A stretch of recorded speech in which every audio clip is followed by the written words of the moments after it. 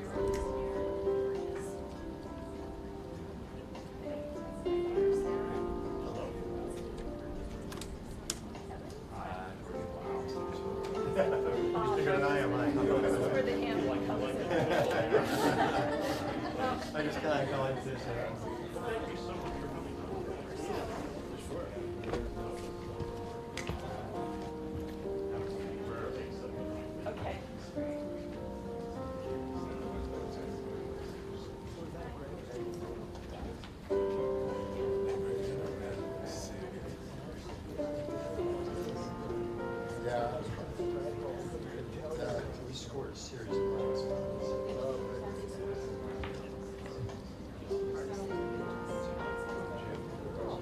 I didn't remember.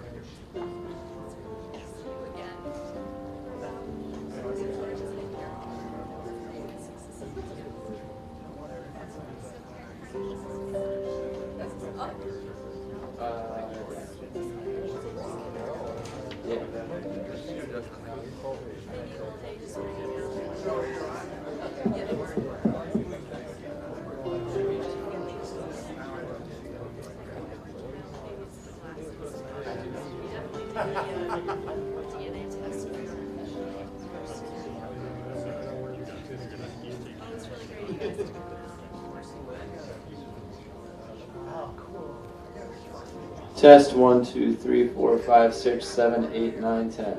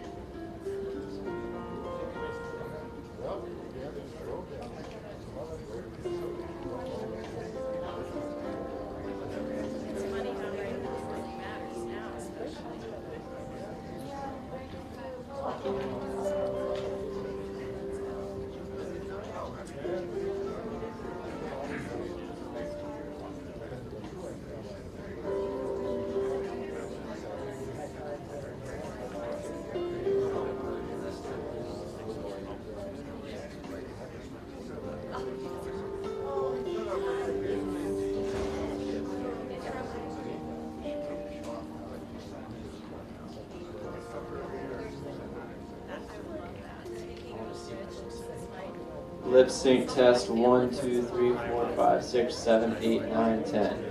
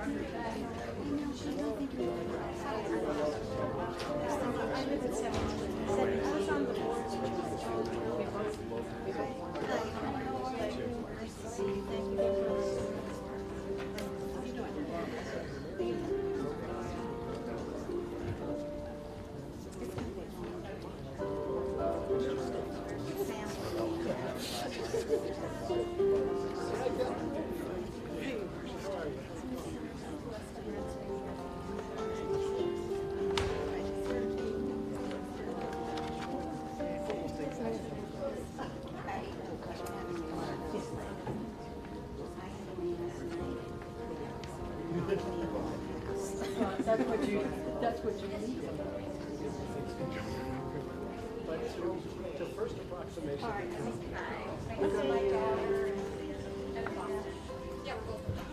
Mobile phone test. Mobile phone audio test 1, 2, 3, 4, 5. I just got off the short. I love that part.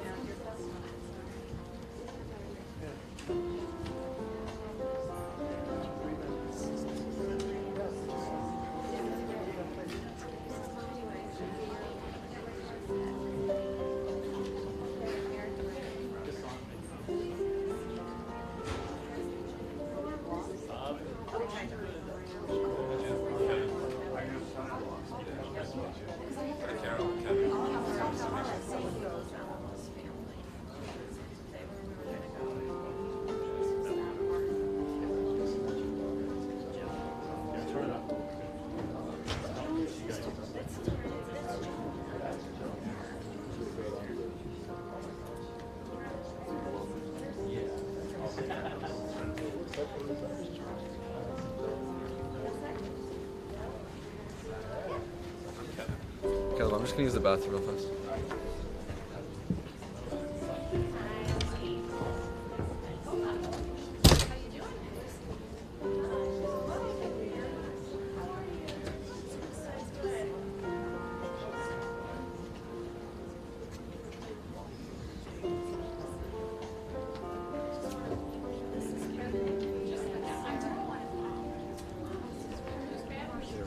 Yeah, good.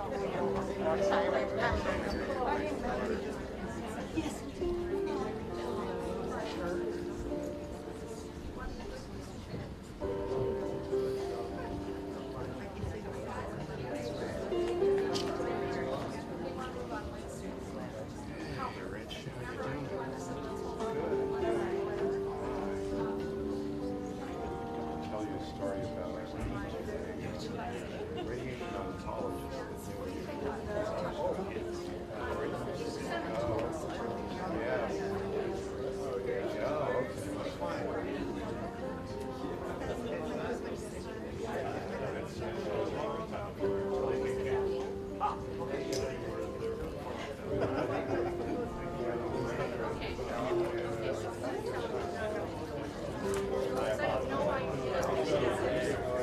How you doing? Good to see you. Good.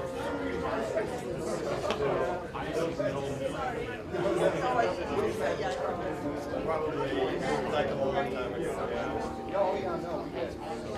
I just don't want to. It was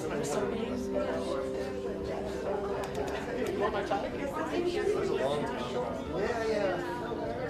Yeah. Sure.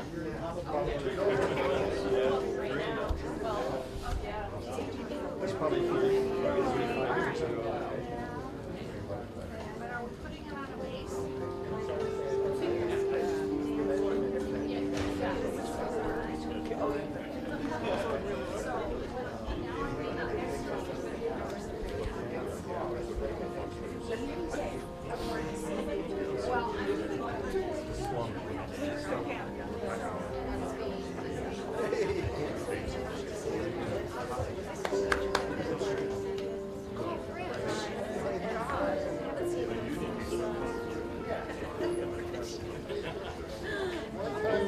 Oh my gosh, yes.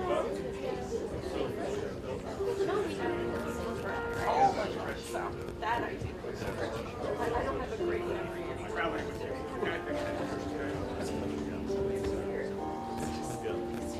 Because it was because he was working here for a while.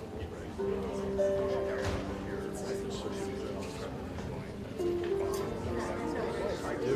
Oh, yeah, good to see you. How are you?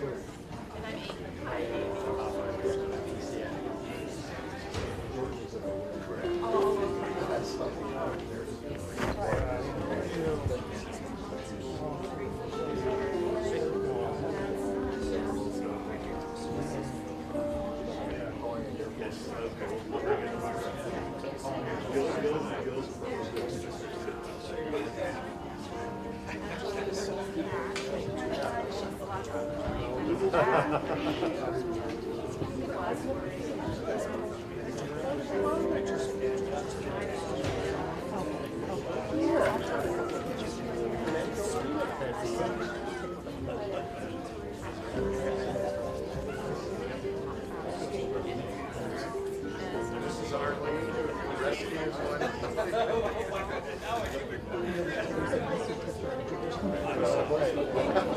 Still for the best. We always find a really nice one. As long as mobile hears it just fine. The one where he's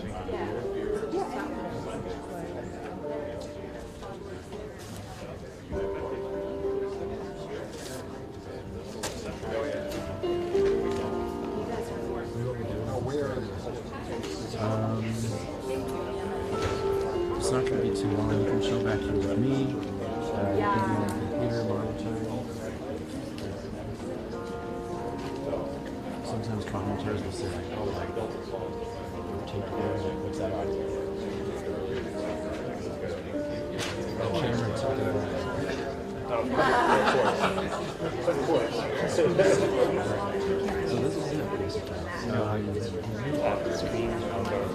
I'll zoom in on speakers. I'll zoom out for the show.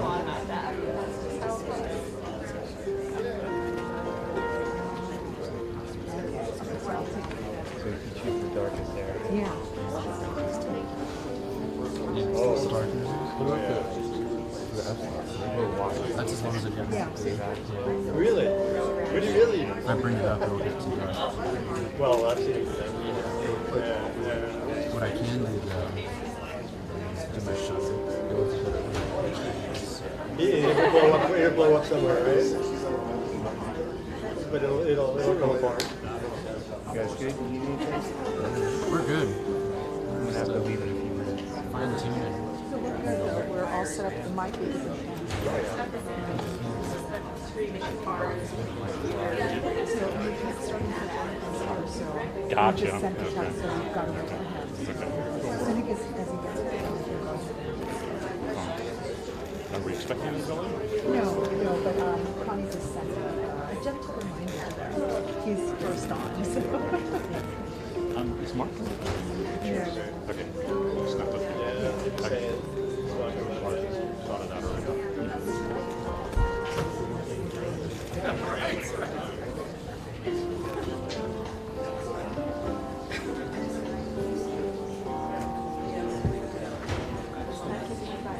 Oh, yeah. I'll be around. Connie shared it. Sheriff printed it. Left it all there for him. Or I will be around. Yeah, I'll call you. I'll be back at about 4. Okay. You guys have my number. If you need anything, call me. Or text me. Yeah. I'll come back towards the end. What's that? I really help my sister.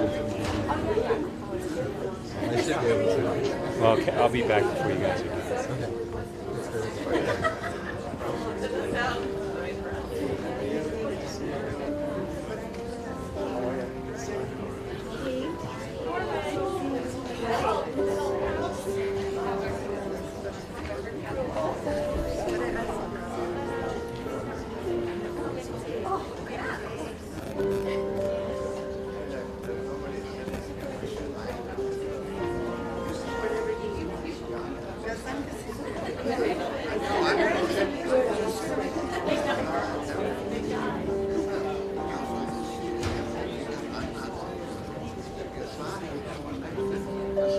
Why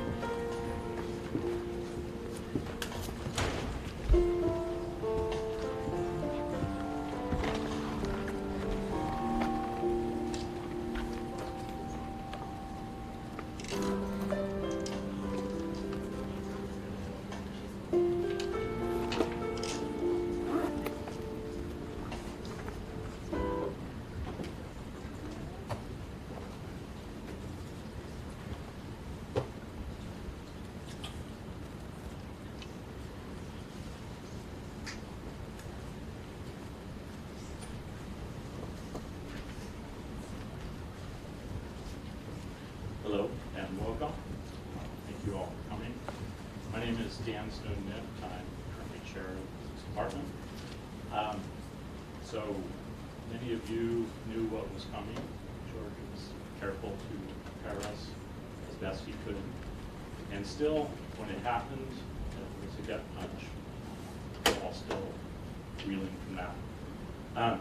I must say, though, that one of the good things, if you call it that, has been to hear from so many of his students and colleagues.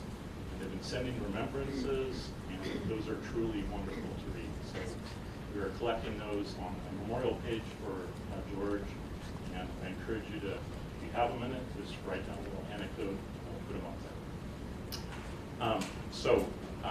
Thank you for coming and spending a few minutes helping us remember George. Okay, so first set of comments are from President Jonathan Beach.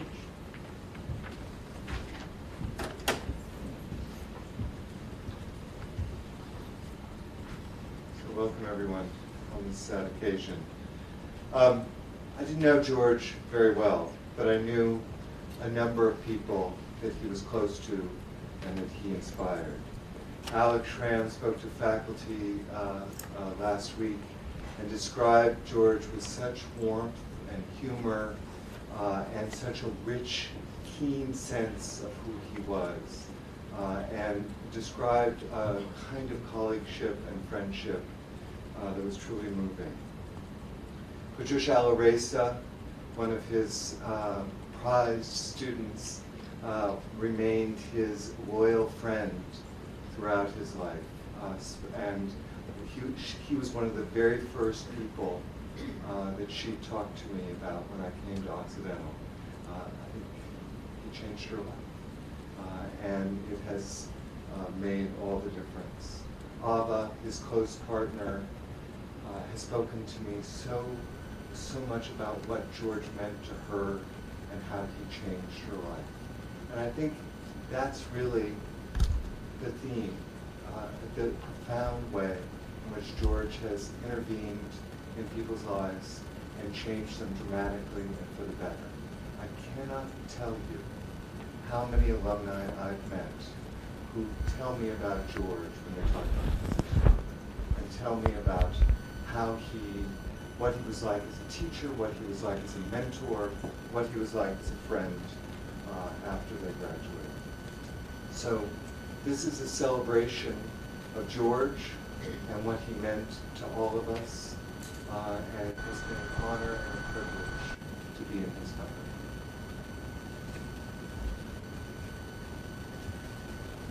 Jonathan. So next we have Trisha Reza, student, friend, needs no introduction. Good afternoon, everybody. If you're here today, you knew George well enough to know that he was a great guy. You know about his great sense of humor, about his love for teaching and his many scientific accomplishments. And I'm sure that you're going to hear a lot more about this today. So what I want to share with you is my personal relationship with him and the impact that he had in my life. So I don't get emotional. We all know he was a great teacher. He was a fine lecturer, and with that great voice of his, he delivered lectures beautifully. But I think what it takes to be a great teacher is to love it, and he really loved it, and he cared deeply for his students. I'm sure you can all testify to that. When he arrived to teach at Occi in 1992, I was a junior in the physics department, so I knew him for 27 years. I was a student in some of his first classes taught here, but I was not your average student. I was 34 years old, I was a mother and a wife, and having been a high school dropout, all I wanted was to get a college degree. I am now a senior research scientist in England, where I have been for the past 20 years. And I can assure you, in all honesty, that I would not be where I am today, doing scientific research in Cambridge, if it wasn't for George. From the beginning, he was very supportive and helpful. Eventually, he became my college advisor, and then my senior project mentor. He taught me how to set up an experiment, how to make measurements, and how to write a report. Being that he was only 3 years older than me, in time he became a family friend, and he came over for dinners and occasionally played golf with my husband. He also came dressed as a wizard for our Halloween party, and we introduced him to ABBA. When I was about to graduate in '94, he asked what I was going to do next, and I said that I had no idea, that my whole plan was simply to graduate from college. He said, Patricia, you don't major in physics and then go back to cook at home. You need to go to graduate school. As I had not sent any applications, he suggested I work with him that year, doing research in his lab, and prepare to apply to graduate school. So I did. And we worked together for that year, where I learned to set up magnetometers and do data analysis. Eventually, he helped me to do my applications and to write my essays and all of that, and I ended up going to do my master's in UCLA. When I finished that, once again, I had no idea what I was going to do. So he hired me to come here and teach in the physics department, which I did for a couple of years, and I worked with him. During that time, I continued to do research with him in the lab, and when I expressed my desire to continue my studies towards a PhD, George encouraged me and supported my application to Cambridge in the UK, which is where I ended up. George wasn't just a professor that delivered his lectures and gave out exams. When he saw potential in someone, he would go out of his way to encourage and help along, even after graduation. Throughout the years, I often heard him speak of his students. And he would always try to find them internships and research opportunities, and he would speak about them clearly. George knew women were a small minority in physics. In 1994, women were only 7% of physics graduates in the United States. But he believed women could make good scientists and made sure to encourage more of them to stay with it. He would engage students in his research and create projects that would provide hands-on experience. I went to my first physics conference with him, to my first visit to a high-field national laboratory. He instilled a love for science, which encouraged me and many of the ones that came after. To be able to get a PhD in physics at the age of 45, as I did, requires a lot of help and support, which I got from many people, and of course, in no greater amount than from my husband, Ghassan. But I honestly believe that without George's encouragement and guidance, I would not have stayed with it. I would not be a physicist today. He helped me realize my childhood dream of becoming a scientist.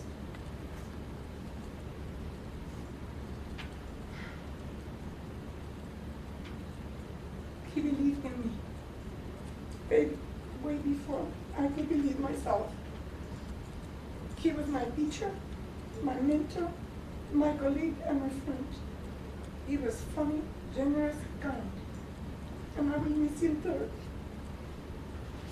Thank you.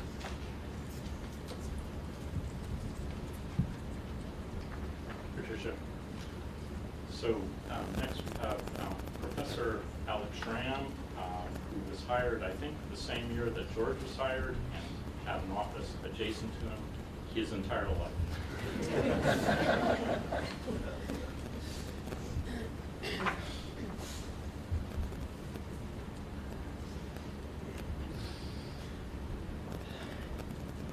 As I considered what to say this afternoon, I couldn't shake the feeling that George wouldn't want me to do this.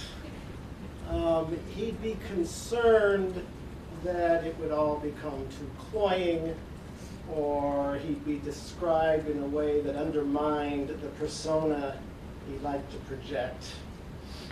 More to the point, to talk about George without the occasional meeting of tongue in cheek would make him very upset. So I thought, as I did at the faculty meeting last week, I thought I would meet him halfway. And I would refrain from saying nice things that he would hate, while at the same time, with both humor and heartache, describe the George Schmiedeshoff that I knew. And as Dan said, we were hired in the same search, we were reviewed in the same calendar, we received tenure the same year. This would have been our 28th year together here at Oxy, almost all of them in immediately adjacent offices. And for the last 27 years, on most Fridays, he would pop his head in the afternoon, he would pop his head into my office and he would say, 10, or 7, or 3, which was the number of teaching weeks left in the semester. Now, George was very precise. For him, a teaching week was any week in which he had to show up in the classroom at least once. And if my week were not complete when he made this pronouncement, well, so much the better for him. It's all very amusing, but it's also very misleading, because the truth is George loved teaching. He struggled mightily last spring to finish the semester despite his illness, because, as he said, at the end of the day, I'm a teacher first. Now, for some of you here, that may not sound like George, and if so, he would be very pleased to realize he misled you with shtick like the end of the semester countdown. He particularly enjoyed teaching introductory physics, despite the larger class size and the extra challenge of the broad spectrum of student background and interests. He'd have you believe that he chose intro because the material is easy. But the truth is he loved teaching and he loved reaching out to young minds to broaden their horizons regardless of their major. Some of these students did become physics majors because of George. Some of them ended up working in his lab. And in fact, as Patricia said, this aspect of teaching was crucially important to George. He felt very strongly that the possibility of engaging in research is what could make the difference between a good and an excellent undergraduate education. And I don't think he averaged fewer than 2 students every summer working in his lab. Other students he managed to place in internships around the country. Some are listed as co-authors. I dare say there's 1 or 2 still here in the pipeline at Oxy. And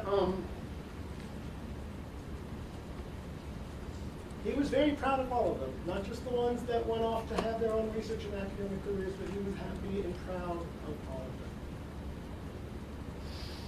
of them. If the classroom was his playground, then the lab was his inner sanctum. And only the anointed few were ever invited in. select faculty. I was not one, by the way. That's not a joke. Research students, anybody with money. He, like teaching, he did not consider research to be a job. It was just too much fun. And he was good at it, winning multiple grants, publishing numerous articles, and being nominated for at least one national award that I know of for the design and development of his gadget called the dilatometer.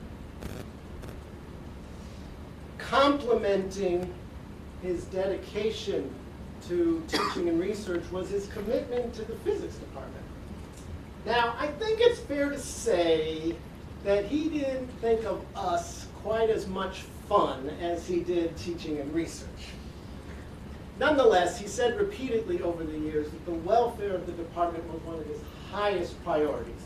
And to be sure, we've had our disagreements over the years, and George's often rehearsed irascibility was part of the culture. But to everyone's credit, and certainly to his as well, we've always managed to work through our differences for the good of the department and the students. And in fact, despite a diversity of opinions and a difference in teaching philosophy, I've been fortunate for almost 3 decades to be in a department in which maintaining collegiality has been paramount, and George's role in this was integral in his support of this credo of mutual respect and the common good. What else did George have fun with? George loved palace intrigue, by which I mean any artsy political gossip he could get his ears around. He liked golf, gadgets, good food and wine. When he'd go to New York, he would do his best to get to the Met so he could sit amongst my Vermeers. He had an affinity for dumb jokes. I'm just going to leave that there. He got a kick out of going up to anybody on sabbatical and putting on an evil smile and whispering,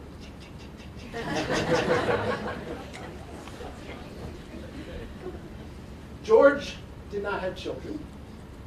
And when anybody would talk about their newborn or their young child, he would break the fourth wall, put on a wry smile, and say, "You think nobody ever reproduced before?" And yet, about a year ago or so, when Ava became a grandmother, he showed that photo to anybody in sight. And then once he worked the room, he went skipping off looking for more people to show the photo to. When my kids were young, sometimes they would come into the office with me, and without fail, George would pop in to say hi. Now, in those days, the only George my kids knew was Curious George. And George was more than happy to oblige by going up to my kids and going, "Woo, woo, woo, woo, woo, woo, woo." To this day, when I mention George to my kids, both of whom are now in college, they always say, "You mean George the monkey?" I told this to George when I went to visit him about a week before he passed away. And I don't think I'd ever seen on his face a brighter or more infectious smile. It's really very hard to believe. It all happened so fast. I take some solace in what he said to me in July, which was his conviction that he had accomplished everything he wanted to accomplish. And I, for one, cannot think of a greater blessing. Still, there's no denying, and there's no getting around, that the physics department starts this school year with a gaping hole. And it's an absence that I will feel every Friday, just as I did about an hour ago, when there was no smirking, radio quality baritone sticking its head in my office to say, 14. And as we say in my tradition, there's a phrase, Yehi Zichro Baruch, which means his memory should be a blessing.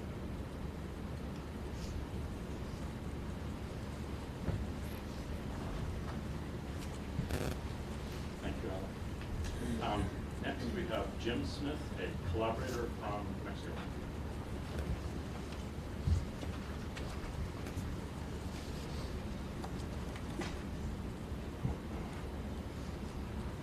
I'm here to represent the outside world of physics, in case that's not obvious. I spent my whole, almost 50 years, I've been in Los Alamos National Lab.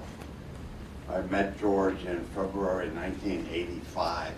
He was an IBM postdoctoral fellow at the Magnet Lab in Cambridge, Massachusetts, run at MIT. And I was there to measure some stuff in high magnetic fields. And it was really cold, and I had gone out, I'd met him, and I'd gone out for some food or something, and I came back, and I couldn't believe how cold it was. And they'd given me a key so I could get in the building, but George saw me arrive in the car, and he waited and opened the door. And it saved me 30 seconds of being cold. I remembered this, and then there was that somehow seeing George opening the door for me. I mean, I'd only met him the day before, or perhaps that day. We went in and talked in his office for a couple hours, and we became friends that night because he had these qualities. He was smart. He was an incredibly fine physicist. He had a sense of humor. He had that wonderful voice of his.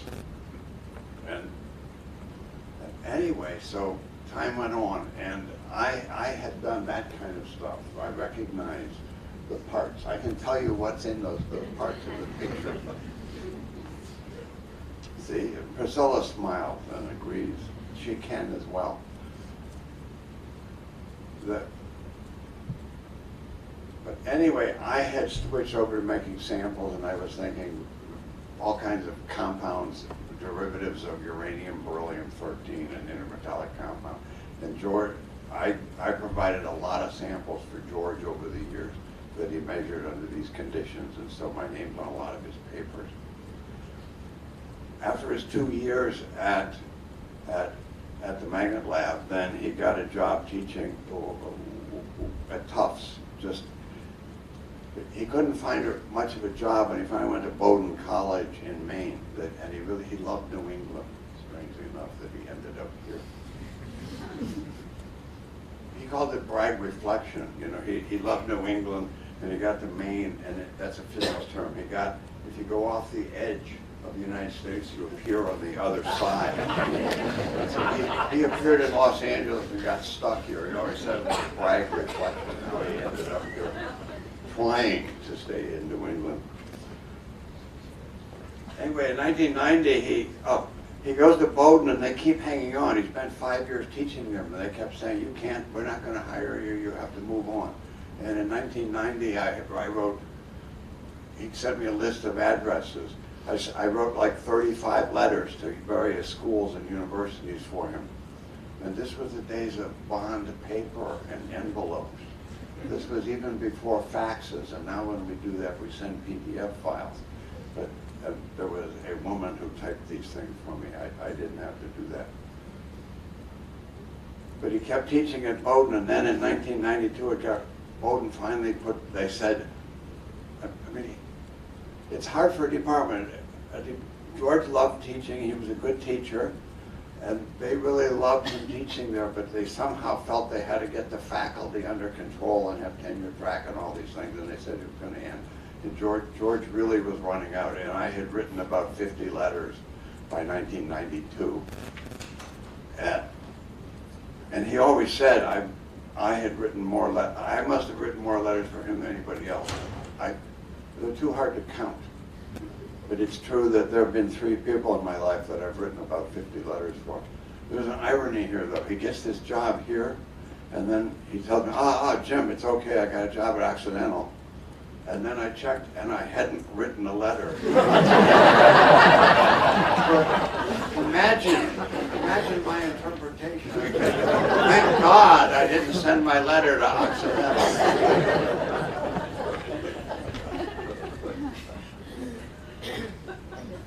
And by the way, I don't have the answers. That's just an ironic thing. He came here. And I love the way he took care of his students. If you're outside this lab and George calls you that there's a student he's got and that this is a good person and needs to do things, you could trust him. He knew what the students were good at and what they needed help on. He saw that we put them in good places. And I can remember he had a student around the year 2000, Sharon Tutin, who was a math major, who was her advisor was Jenny Quinn, who has moved on from Moxie. But Sharon and George are out in January doing things at the Magna Lab at Los Alamos, and then I also saw that Jenny Quinn's dad, John Quinn, who had been a professor of mine in graduate school at Brown, was visiting, and so I made this dinner for Sharon Tutin, George, and John Quinn, and it was a delight for two of them because they were both telling stories about Jenny Quinn without her being there to hear it. You can see how much her dad wants to hear from the student, and how much a student would really love to hear about a professor from the professor's father. And it was but that's the kind of thing George did. Anyway, it was me who nominated him. His dilatometer, he had 2 sabbaticals at least that I remember, and he worked on a thing called the dilatometer to measure length changes. Well, as a function of temperature, as a function of magnetic field, as a function of crystallographic stuff. And I nominated him for the Keithley Award in 2009. And one of the things I got, there was an old guy at Ames Lab at Iowa State named Clayton Swenson. This guy is so old that when I was a graduate student, he had written the classic papers in thermal expansion. George knew, somebody told me that he had reviewed George's paper. And I wrote Clayton. And he wrote me back that, first of all, this is this tough old guy. I mean, I swear maybe there weren't as many laughs in physics in the 40s and 50s. But Clayton wrote me that he had given George's paper in the Review of Scientific Instruments a rare publish as is. And I'll explain that because what he writes about George's paper highlights George's quality as a physicist. And it is rare. Can you imagine? You get a paper, at least you fix the grammar. You never, almost never get a published as is report back for a scientific paper.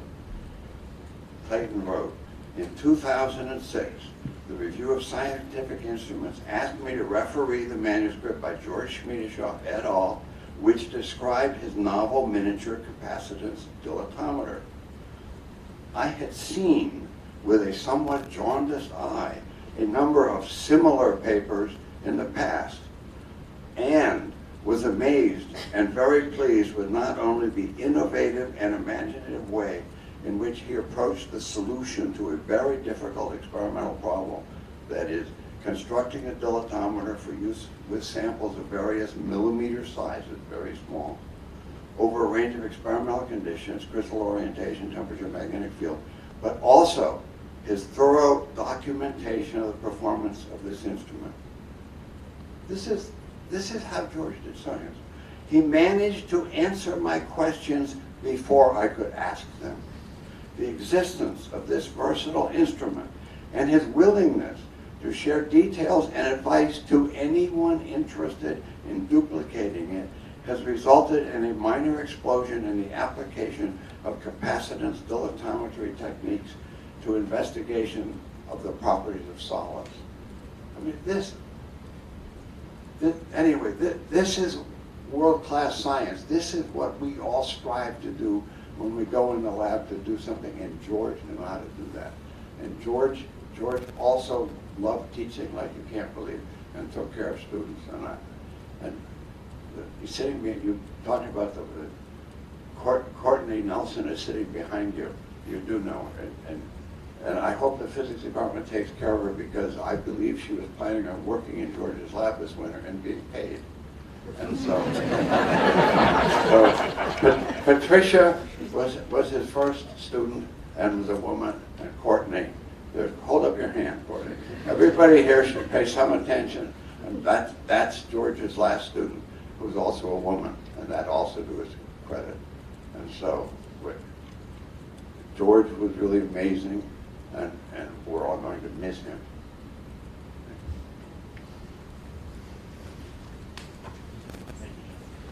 As with many of George's students, we don't have to do anything. They can take care of themselves. All right, so we're going to end with a video. And this is a video tribute that was put together by Charles Moravec-Chuck in the physics department. And it needs a little bit of introduction, so I've asked Chuck to come up and say a few words about why we put it together so you understand where it's coming from. And he has promised me that he is not going to tell any dumb George jokes. All right? All right.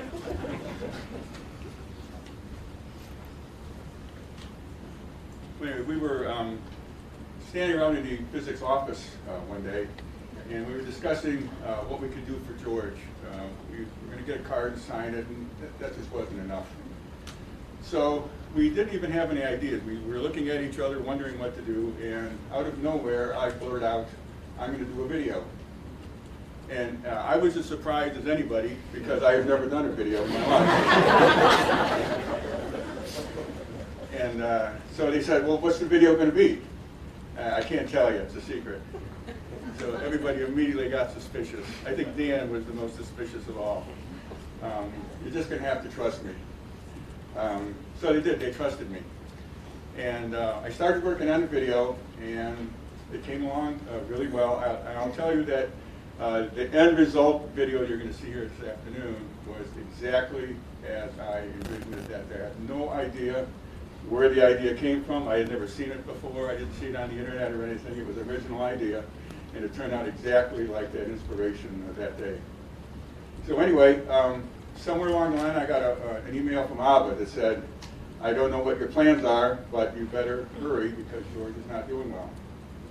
So I worked hard to finish the video, and there were some parts in it that are a little rough. My own introduction part at the beginning was just a placeholder until I did it right, but I just kind of finished it, never reshot that part of it.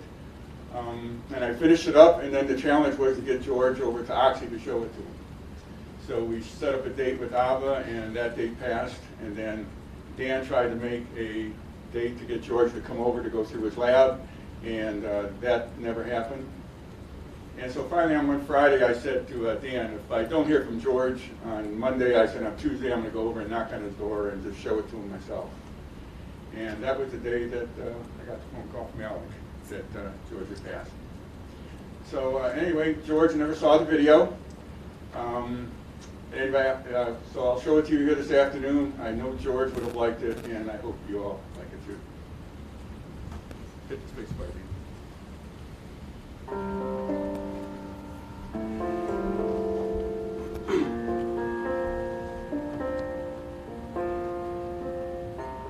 Hey George, we're trying to get something a little extra to do for you, and I got the idea with this video. So for the past couple of weeks, it's become kind of a labor of love. I've had a lot of fun putting it together, but I've had a lot of help from a lot of your friends. So I hope you enjoyed it. Live long and prosper, George. Sound? Yeah, I have a little portable recorder over here. Okay. Okay, you ready? Oh, looks like you're right in the center, right where you need to be. Am I right where I need to be? Yeah? Okay. Yeah. You're good. All right. Now, don't worry if you flub it. I'll just cut it up when we don't want it, okay? Okay. So you ready to go? Yeah. All I want is the Vulcan salute. This? What is it? You don't know the Vulcan salute? No. You don't know the Vulcan salute? I don't even know what that is. The Vulcan salute. Vulcan salute. The what do you want from me? Is that some kind of a Star Wars thing? Yeah, I mean, the problem is Margie is going to have no idea what this is. So, how come you think I don't know what that is? I can't do it right-handed, that's like... I don't know how to give that. The what? Vulcan The salute? Vulcan salute. The Vulcan salute? Yeah. What does that mean, the Vulcan? Grab some cake.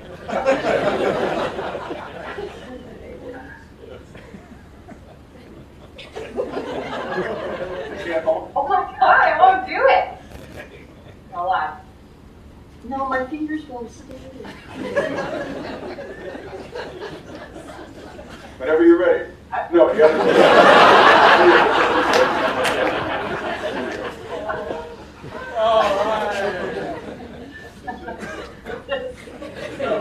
I will say.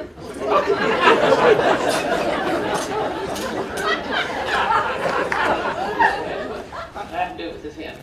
It's supposed to be the right hand. I know, but I'm left-handed. Right hand, right? Now I can't even get my hand.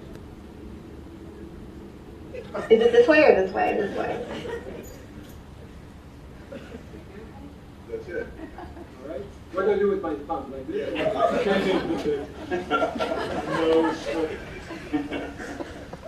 Okay. It's not working. Just for these two fingers. There you go. Like that? That's it. Live long and prosper, George. Live long and prosper. Live long and prosper, George.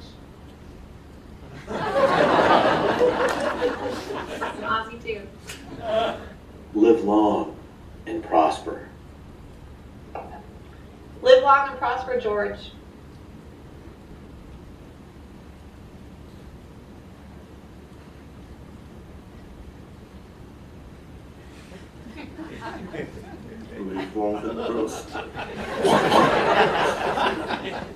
Live long and prosper. Live long and prosper, George. Live long and prosper.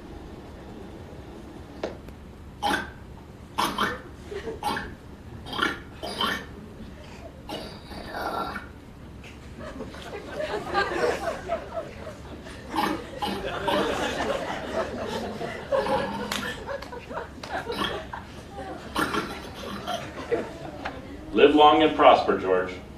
Live long and prosper. Hi, George. Live long and prosper. Live long and prosper, George. Live long and prosper. Live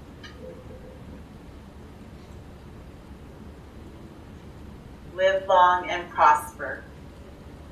Live long and prosper, George.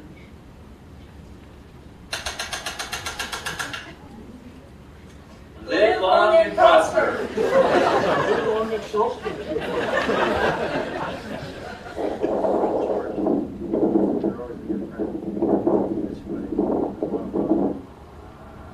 Live long and prosper, George. Live long and prosper. Live long and prosper, George. Live long and prosper. Live long and prosper, George. Live long and prosper. Live long and prosper, George. Live long and prosper.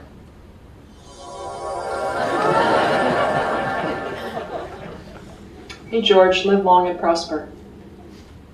Live long and prosper, George. Live long and prosper. Hi, George.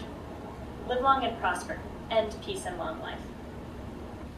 Live long and prosper, George. George, live long and prosper. Live long and prosper, George. Live long and prosper. Live long and prosper. Love you. Live long and prosper. Live long and prosper. Live long and prosper, George.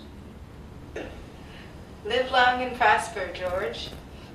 Live long and prosper, George. Long live and prosper. Hey, George. Live long and prosper. Love you, buddy. Hey, George. Live long and prosper. I can do it. Live long and prosper. Hi, George. Live long and prosper. Live long and prosper. Live long and prosper. We love you. Hey, George. Live long and prosper. Peace and long life, George. Live long and prosper, George. Live well and love, George. Live long and prosper. Live long and prosper. Live long and prosper.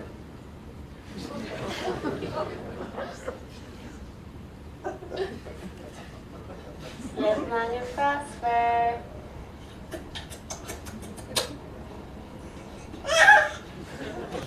Live long and prosper, George.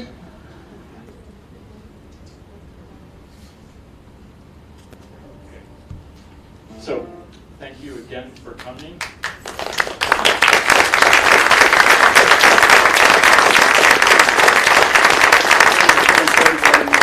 There were 64 non-Oxy people who emailed me their little videos for that thing. Thank you all for sending those in. I know it was a little bit of work, but thank you very much. And there were 24 Oxy people in it, so the response of the emails that we sent out were very, very good. Thank you.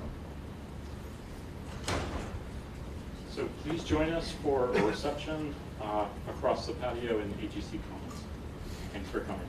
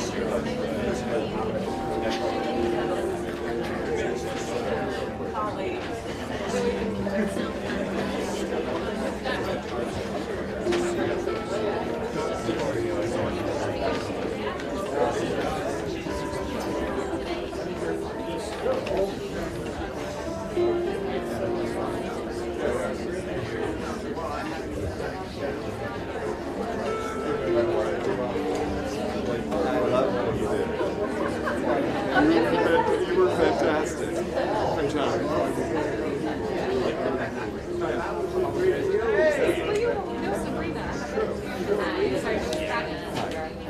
Yeah, I don't know.